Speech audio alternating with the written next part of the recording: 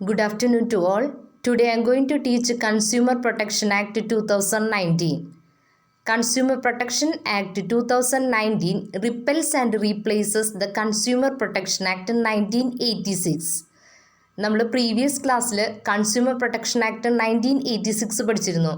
ഈ consumer protection act 1986നെ replace ചെയ്തുകൊണ്ട് വന്നേക്കുന്ന ആക്റ്റാണ് consumer protection act 2019. The bill was introduced in Lok Sabha on 8th July 2019 and was passed on 30th July 2019. Bill received assent from the President on 9th August 2019 and was notified on the same date. അതായത് ഈ bill ലോകസഭയിൽ introduce ചെയ്തത് 8th July 2019 അത് പാസ്സായത് 30th July 2019. ഈ ബില്ലിന് പ്രസിഡൻറ്റിൻ്റെ assent കിട്ടിയത് 9th August 2019. അപ്പോൾ ഈ bill introduce ചെയ്തത് 8th July 2019 ലോകസഭയിൽ ഇൻട്രൊഡ്യൂസ് ചെയ്തത്. 9th August 2019 പ്രസിഡൻറ്റിൻ്റെ അസൻറ്റ് കിട്ടിയത്. The new legislation would ease the overall process of consumer grievance redressal. അതായത് കൺസ്യൂമേഴ്സിൻ്റെ ഗ്രീവിയൻസ് റിഡ്രഷൻ്റെ അത് സ്പീഡാക്കാം. കൺസ്യൂമേഴ്സിൻ്റെ ഗ്രീവിയൻസിനെ ഡിസ്പോസ് ചെയ്യുന്നത് സ്പീഡാക്കാനായിട്ട്, അതായത് ഇപ്പം 1986 കൂടുതൽ സ്പീഡായിട്ട് 2019 കൺസ്യൂമേഴ്സിൻ്റെ ഗ്രീവിയൻസ് ഡിസ്പോസ് ചെയ്യാനായിട്ട് പോസിബിളാണ്. The new legislation would ease the overall process of consumer grievance redressal. The new bill provides better mechanism to dispose consumer complaint in a speedy manner. 1986 speedy ആയിട്ട് 2019 കൺസ്യൂമേഴ്സിൻ്റെ grievance dispose ചെയ്യാനായിട്ട് സാധിക്കുന്നുണ്ട്. The 2019 Act explained the scope of definition of consumer. അതായത് നമ്മൾ കൺസ്യൂമറിൻ്റെ definition 1986 പഠിച്ചിരുന്നു. അതിനും wide ആക്കിയിട്ടുണ്ട് 2019. 2019 Act expand the scope of the definition of consumer. That is, the consumer include consumers of online and offline transaction through electronic media or by tele-shopping or direct selling or multimedia marketing. 1986 വരുമ്പോൾ online transactions include ചെയ്തിരുന്നില്ല. 2019 വരുമ്പോൾ ഓൺലൈനും offline transactions include ചെയ്തിട്ടുണ്ട്. അതാണ് പറയുന്നത് കൺസ്യൂമറിൻ്റെ scope widen ചെയ്തത്. അതായത് ഓൺലൈനും ഇൻക്ലൂഡറാണ്, ഓഫ്ലൈനും ഇൻക്ലൂഡറാണ് consumer protection act 2019. The 2019 Act expand the scope of definition of consumer. That is, the consumer include consumer of online and offline transaction through electronic media വഴികൾ or by tele shopping വഴി or direct selling വഴി or multi level marketing.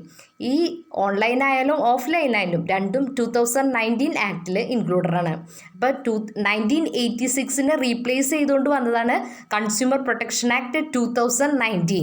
ഈ consumer protection act 2019 കൺസ്യൂമേഴ്സിൻ്റെ grievance dispose ചെയ്യുന്നത് 1986 സ്പീഡായിട്ട് ചെയ്യും. അതുപോലെ തന്നെ കൺസ്യൂമേഴ്സിൻ്റെ definition expand ചെയ്തിട്ടുണ്ട്. അതായത് 1986 ഓൺലൈൻ മാത്രമേ വന്നിരുന്നുള്ളൂ, ഓഫ്ലൈൻ മാത്രമേ വന്നിരുന്നുള്ളൂ. 2019 ഓൺലൈനും ഓഫ്ലൈനും ഇൻക്ലൂഡറാണ്. The Act also widens the definition of unfair trade practices by including the clauses relating to online misleading advertisement, the practice of not issuing bills for the goods and services, failing to take back defective goods or defective or deactive services, etc. അതായത് നമ്മൾ unfair trade practices പഠിച്ചിരുന്നു. 1986 under ഡെഫിനിഷനിൽ നമ്മൾ unfair trade practice പഠിച്ചിരുന്നു. അതിൽ 2019 include ചെയ്യുന്നത് the Act also widened the definition of unfair trade practice by including എന്തൊക്കെയാണ് 2019 include ചെയ്തേക്കുന്നത്?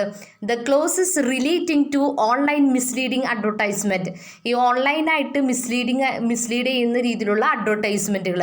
The practice of not issuing bill for the goods and services. ഇപ്പം നമ്മൾ ഗുഡ്സും സർവീസും സെയിൽ ചെയ്ത് കഴിയുമ്പോൾ അതിന് ബില്ല് കൊടുക്കാണ്ട് വരാം. Failing to take back defective goods or deactive defective services. ഇപ്പോൾ ഡിഫക്റ്റീവ് ഗുഡ്സിൻ്റെയോ അതുപോലെ ഡിഫക്റ്റീവ് സർവീസസുകളോ ടേക്ക് ബാക്ക് ചെയ്യാനായിട്ട് ഫെയിൽ ചെയ്ത് കഴിഞ്ഞാൽ അങ്ങനത്തെ എല്ലാ കാര്യങ്ങളും ഈ അൺഫെയർ ട്രേഡ് പ്രാക്ടീസിൻ്റെ അണ്ടറിൽ വരുന്നുണ്ട്.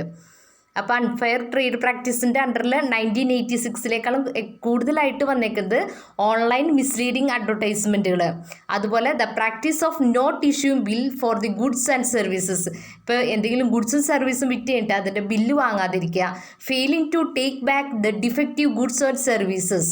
അതായത് അവർ ഗുഡ്സിൻ്റെ അല്ലെങ്കിൽ സർവീസിലോ എന്തെങ്കിലും ഡിഫക്റ്റ് വന്നാൽ അവരത് ടേക്ക് ബാക്ക് ചെയ്യാനായിട്ട് ഫെയിൽ ആയി കഴിഞ്ഞാൽ ആ കാര്യങ്ങളും 2019 ഇൻക്ലൂഡറാണ്. അതായത് ഓൺലൈനും കൂടിയും ഇൻക്ലൂഡറാണ് ഇതിൽ 2019.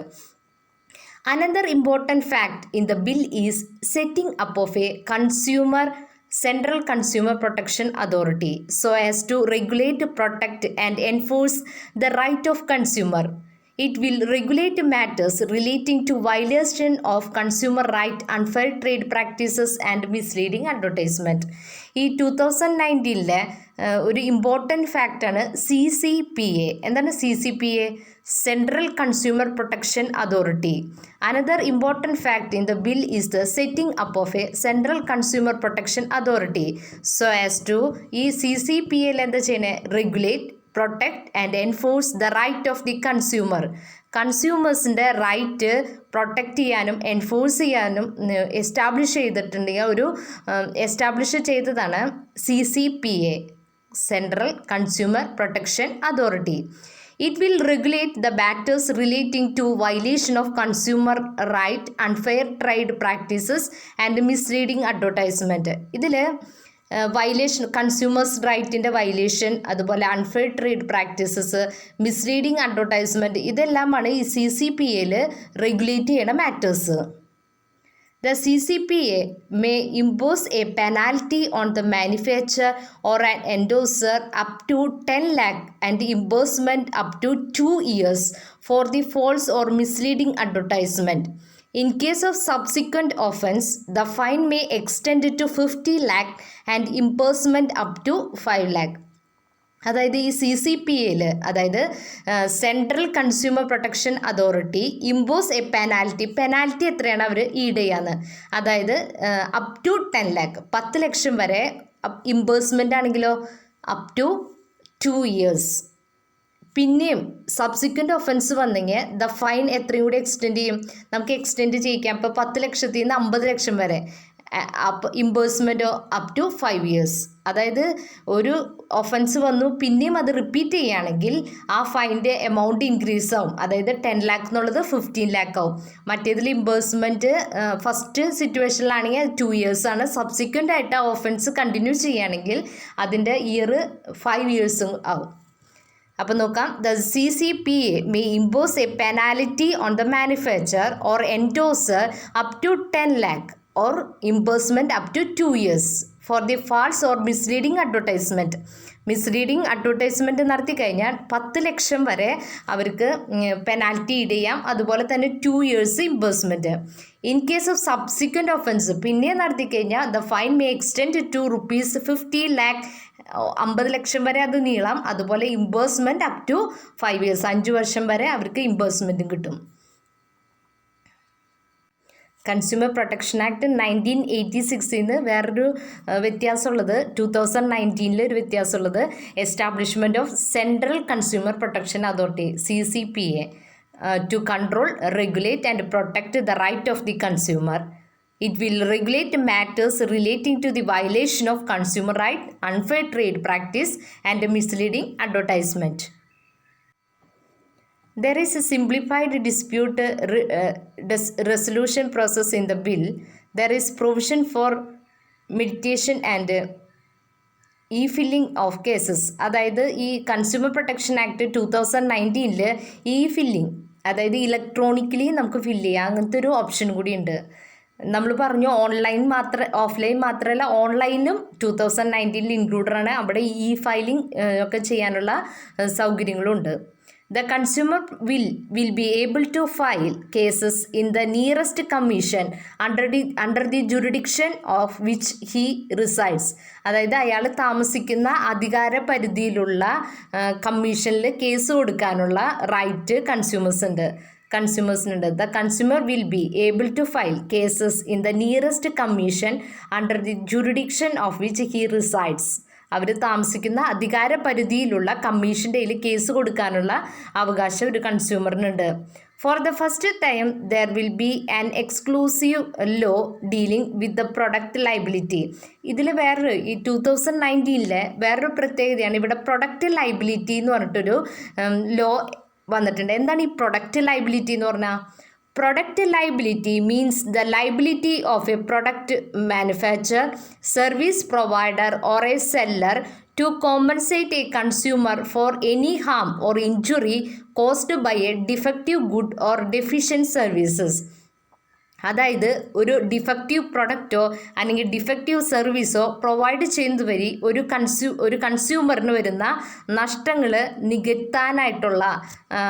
നികത്താനായിട്ട് ഒരു സെയിൽ ചെയ്യുന്ന ആൾ മാനുഫാക്ചർ ലൈബിളാണ്. അതാണ് പ്രൊഡക്റ്റ് ലൈബിലിറ്റിയിൽ പറയുന്നത്. നോക്കിക്കോ, product liability means the liability of product manufacture.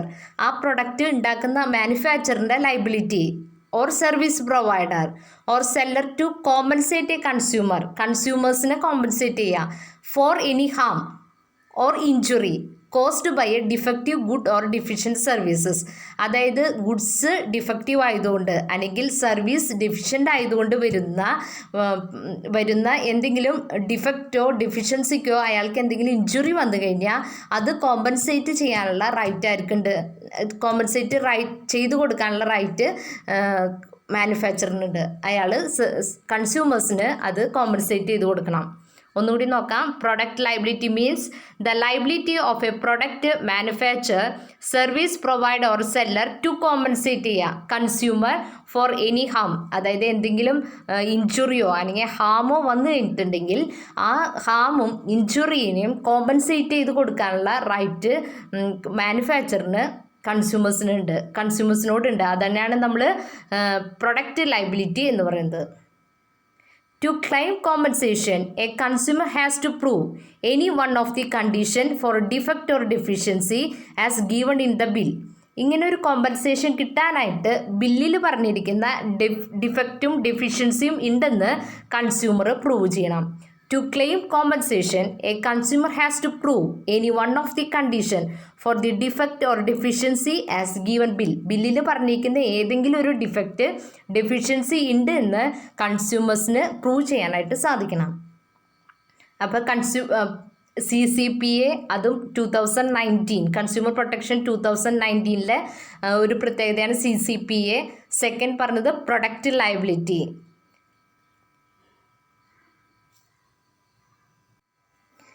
Another important feature of the bill is with regard to pecuniary jurisdiction. The pecuniary limit for district commission has been increased to up to 1 crore from ₹20 lakh. For the state commission up to 10 crore from 1 crore. And for the national commission over and above 10 crores as against ₹1 crore. അതായത് ഇതിൽ എന്താണ് പ്രിക്യൂനറി jurisdiction എന്ന് പറഞ്ഞാൽ? അതായത് financial കാര്യങ്ങളിൽ ബില്ലിൽ വന്നേക്കുന്ന changes. Another important feature of the bill is with regard to pecuniary jurisdiction. അതായത് ഫിനാൻസ് സംബന്ധമായ കാര്യങ്ങളിൽ 1986 എന്താണ് 2019 വന്നേക്കുന്ന വ്യത്യാസങ്ങൾ, അതാണ് നമ്മൾ പറയുന്നത്. The pecuniary limit for district commission has been increased to ₹1 crore from 20 lakh. നമ്മൾ ഡിസ്ട്രിക്ട് കമ്മീഷൻ 1986 പഠിച്ചപ്പോൾ പറഞ്ഞിരുന്നു 20 lakh വരെയുള്ള കേസുകളാണ് ഡിസ്ട്രിക്ട് കമ്മീഷൻ ഹാൻഡിൽ ചെയ്യുന്നത്. സ്റ്റേറ്റ് കമ്മീഷൻ ഹാൻഡിൽ ചെയ്യുന്നത് 20 to 1 crore. National commission above 1 crore അല്ലേ? അതിൽ നിന്ന് 2019 വ്യത്യാസം വന്നേക്കുന്നതാണ്. അതായത് നമ്മൾ 2019 അനുസരിച്ച് ഡിസ്ട്രിക്ട് കമ്മീഷൻ്റെ 1 crore വരെയുള്ള കേസുകൾ നമുക്ക് കേസ് ഫയൽ ചെയ്യാം. എവിടെ? ഡിസ്ട്രിക്ട് കമ്മീഷനിൽ. സ്റ്റേറ്റ് കമ്മീഷനിലാണെങ്കിൽ അപ് ടു 10 lakh 10 കോടി വരെ ഇവിടെ നമുക്ക് കോർ വരെ ഇവിടെ സ്റ്റേറ്റ് കമ്മീഷനിൽ നമുക്ക് കേസ് ഫയൽ ചെയ്യാം. ഇപ്പം 10 crore എബവ് ആണെങ്കിൽ നമ്മളെവിടെ കംപ്ലയിൻറ്റ് കൊടുക്കണം? National commission. ശ്രദ്ധിക്കുക, കൺസ്യൂമർ പ്രൊട്ടക്ഷൻ ആക്ട് 1986 അനുസരിച്ച് പറയുന്നത് 10 lakh 20 ലാക്ക് വരെയാണെങ്കിൽ നമ്മളത് ഡിസ്ട്രിക്റ്റ് കമ്മീഷൻ്റെ കയ്യിലാണ് കേസ് കൊടുക്കുക. 20 to 1 crore state commission, above 1 crore national commission. ഈ 2019 വരുമ്പോൾ അപ് ടു 1 crore വരെ നമുക്ക് എവിടെ കൊടുക്കാം? ഡിസ്ട്രിക്റ്റ് കമ്മീഷനിൽ.